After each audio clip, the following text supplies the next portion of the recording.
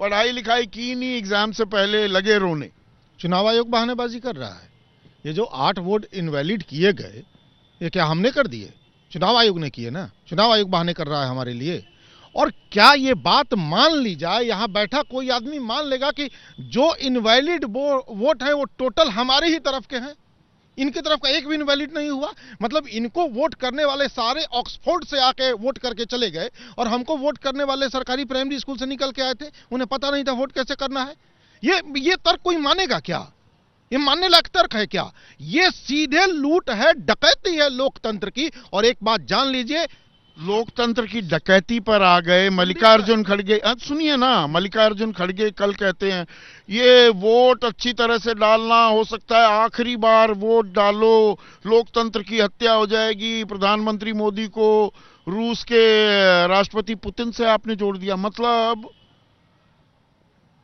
आपको देश की चुनावी प्रणाली पर, प्रक्रिया पर भरोसा नहीं है? उस पर पूरा भरोसा है ना। इस हिटलर के वंशजों पर भरोसा नहीं है। लेकिन एक बात कहेंगे सर, अगर ये हिटलर के नाती हैं, हम भी गांधी के पोते हैं। हमने उनका सूरज डुबा दिया जिनका दुनिया में सूरज नहीं डूबता था। तो हिटलर की नकल करने वाले तो पुण्यतिथि भी है जी। तो हमने ये सर, आप बिहार की धरती पर खड़े हैं, बगल में गांधी मैदान है जहां उन्होंने बहुत बड़ा कार्यक्रम किया था, और बगल में चंपारण है जहां से सत्याग्रह हुआ था। उसी चंपारण से हूं और स्वतंत्रता सेनानी परिवार से हूं सर। हमने उनका सूरज डुबा दिया जिनका दुनिया में सूरज नहीं डूबा। महात्मा गांधी तो ये भी बोले आजादी मिलने के बाद अब डिसमेंटल कर दो कांग्रेस को, अब कांग्रेस की जरूरत नहीं है देश को। नहीं, उन्होंने ये कहा कि कांग्रेस जो राष्ट्रीय आंदोलन लेके चल रही थी, इस ढांचे को खत्म कर दो।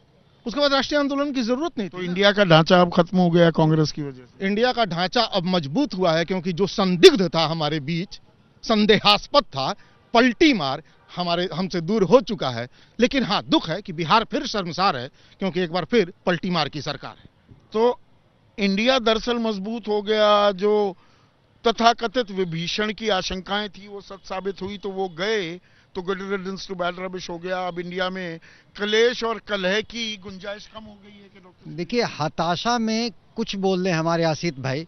ये सहज अनुमान का विषय है कि नीतीश कुमार जी के छोड़ने के बाद इंडी गठबंधन का क्या हाल है।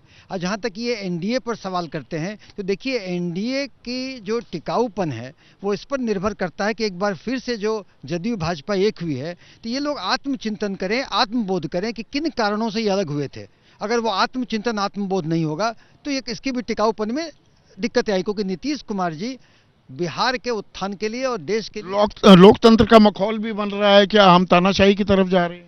यहाँ पर देखिए, यही तो कहना चाह रहे हैं। कांग्रेस का तो जो इस ढंग की बात है, खड़गे साहब यहाँ के लोकतंत्र पर प्रश्नवाचक चिन्ह करके जनता को भय दिखाकर कि आगे चुनाव नहीं होगा, ये सब क्या है? ये सब बीजेपी नहीं दिखा रही। ममता कहती है कि बीजेपी के लोग फोन कर रहे हैं वहां पश्चिम बंगाल में लोगों को कि ईडी और सीबीआई पीछे छोड़ देंगे, वरना हमारे साथ आ जाओ। देखिए, पश्चिम बंगाल की लॉ एंड ऑर्डर के मामले में क्या स्थिति है संदीप जी, हम और आप जानते हैं। और कौन वहां पे हिंसा फैलाता है और कौन क्या करता है, टीएमसी के लोग क्या करते हैं, फलना पार्टी के लोग क्या करते हैं, इस पर क्या टिक्का टिप्पणी करना। लोकतंत्र का वहां पर मजाक तो बंगाल में उड़ता है कि कोई व्यक्ति वहां सेफ नहीं है, और कौन करता है ये पता है। तो इस सब में देखिए ये अलग अलग चीजें तो चल रही हैं। जिया, मुझे ये बताइए, आप सवाल पूछती थी कि भाई एनडीए के ये 40 घटक कौन है। एक इन्होंने बैठक की, आपकी तो आखिरी बैठक जो थी उसके बाद तो रचयिता भी चले गए, वो 19 दिसंबर की बात है। इंडिया के जो अब नेता हैं वो साथ एक मंच पर या एक रैली को संबोधित करते हुए कब दिखेंगे? वरना इंडिया पर सवाल तो उठते रहेंगे। बस जल्द दिखेंगे। अब बस जल्द, चुनाव भी नजदीक है, अब जल्द दिखेंगे। प्रचार होगा, कैंपेनिंग होगी, सब एक साथ, साझा रैली होगी, बिल्कुल, ममता होंगी उसके साथ। जिस तरीके से ममता साथ में होंगी, वो भी होंगी, अखिलेश भी साथ, बिल्कुल साथ दिखेंगे। 16 सीटों का ऐलान अपने आप क्यों कर रहे हैं? वो 16 सीटें जैसे हमारे कांग्रेस के दो भाई बता रहे थे, वो तो तय था कि उनको ही जाना है, उसका ऐलान। आप भी ऐलान करेंगे? हाँ, हम लोग का कुछ तो ऑब्वियस रहता है ना कि ये हम लोग का मेन मोटिव है विनेबिलिटी। तो जिस सीट पे राजद जीतेगी वो तो राजद को जाएगा, जिस पे कांग्रेस जीतेगी वो कांग्रेस को मिलेगा। अखिलेश जी भी तो जीती थी कांग्रेस, 70 सीटें दी थी विधानसभा में, 19 सीट जीत पाई थी। अभी सिचुएशन बदल गया है, उस समय के सिचुएशन और अभी के सिचुएशन में डिफरेंस है, और इस बार जीत हमारी होगी। जीत हमारी है। आखिरी सवाल प्रोफेसर संजय कुमार, अभी हाल फिलहाल की ही बात है, एक सवाल जनरल डिस्कशन में जो आता था वो ये कि भाई इंडिया गठबंधन शक्ल अख्तियार कर रहा है, जो भी थोड़ी बहुत दिक्कतें होती हैं, अलग अलग विचारधारा हैं, वो तो चलता है। लेकिन 2019 से जब तुलना की जाती थी कि 2019 में यूनिटी जो थी ऑपोजिशन की, इंडेक्स ऑफ ऑपोजिशन यूनिटी लगभग 0 थी, इस बार वो बनती दिख रही है।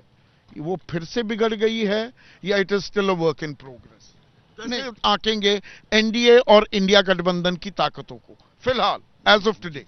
देखिए, इंडिया गठबंधन जब बना था तो एक त्याग शब्द की बात आई थी कि त्याग करेंगे। कांग्रेस बड़ी पार्टी के तौर पर त्याग करेगी और क्षेत्रीय पार्टियां जहां है वो वहां त्याग करेगी जहां वो मजबूत स्थिति में है।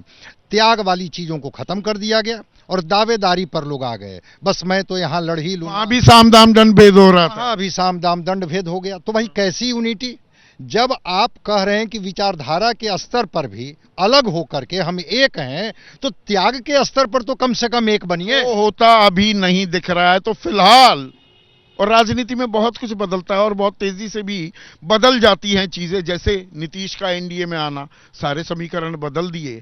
फिलहाल एनडीए बड़ी तैयारी में दिख रहा है, भागम भाग और मारा मारी में दिख रहा है इंडिया।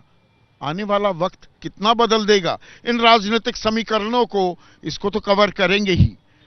जैसे ही घड़ी का काटा दोपहर 2:30 पे आए, बबीता जी का दिल सास बहू साजिश के लिए मचल जाए। और ये है इनकी बहू, पूरे दिन ऑफिस की टेंशन हो जाए गॉन जब ये करें अपना फेवरेट शो फ्री टाइम पे ऑन। इनकी तरह आप भी देखें अपना फेवरेट शो अपने टाइम पर और डाउनलोड कीजिए एबीपी लाइव ऐप अपने स्मार्ट टीवी पर।